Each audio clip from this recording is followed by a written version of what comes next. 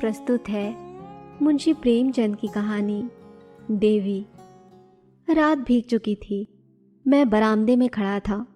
सामने आमिनुद्दौला पार्क नींद में डूबा हुआ था। सिर्फ एक औरत एक तकियादार बेंच पर बैठी हुई थी।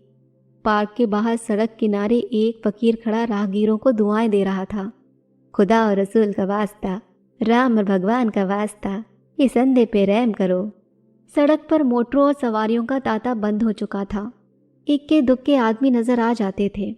फकीर की आवाज़, जो पहले नक्कार खाने में तूती की आवाज़ थी, अब खुले मैदान की बुलंद पुकार हो रही थी।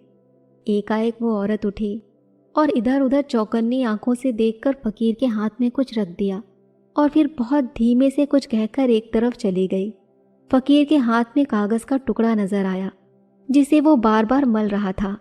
क्या उस औरत ने ये कागज़ दिया है? ये क्या रहस्य है?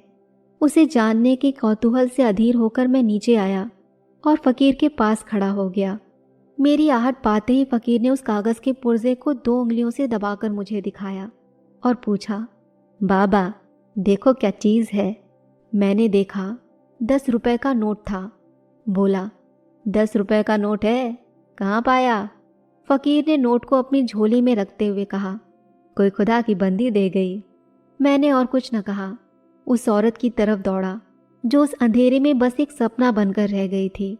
वो कई गलियों से होती हुई एक टूटे फूटे गिरे पड़े मकान के दरवाजे पर रुकी, ताला खोला और अंदर चली गई। रात को कुछ पूछना ठीक न समझकर मैं लौट आया। रात भर मेरा जी उसी तरफ लगा रहा। एकदम तड़के में फिर उस गली में पहुंचा। मालूम हुआ वो एक अनाथ विधवा है। मैंने दरवाजे पर जाकर पुकारा, देवी मैं तुम्हारे दर्शन के लिए आया हूँ।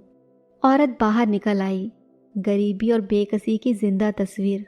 मैंने हिचकते हुए कहा, रात आपने फकीर को।